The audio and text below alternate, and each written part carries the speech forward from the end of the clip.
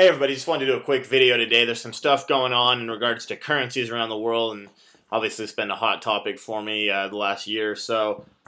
With everything that's going on in China and their push to replace the dollar as the reserve currency of the world. If you're not familiar with the dollar and its status as the reserve currency of the world, basically since 1944, when the Bretton Woods Act was passed, it enacted the dollar as the reserve currency of the world. This means other currencies have to trade in the dollar. So if Russia wants oil, then they need to convert their currency to dollars and then purchase the oil, etc.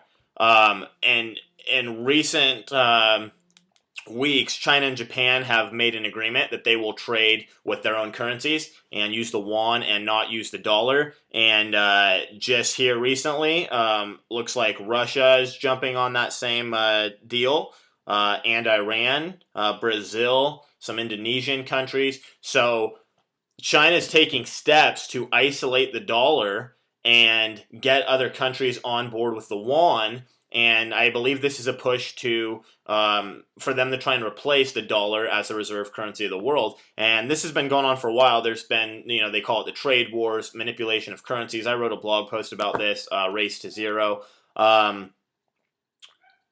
It's insane. I mean, but it's also insane that we've been printing money like there's no tomorrow, and other countries are getting sick of it. So, it's nice that America is the only nation in the world that can just print as much money as we want. But other countries are taking notice of that, especially China, and they're making a push to replace the dollar as the reserve currency. Is that really going to happen? I don't know, but just the fact that other countries are trading without the dollar is certainly not good news for the dollar. Now, the dollar has had a nice little rally the last couple weeks. It was hanging out below 75 for a while, and it's recently made its push over 80. But, there's a lot of things going on that have been propping up the dollar in the short term. And if you can go back and watch my videos, I believe that these things are actually long-term going to lead to the demise of the dollar. So it'll be interesting to see what happens. I believe that all of this is why we're in Iran.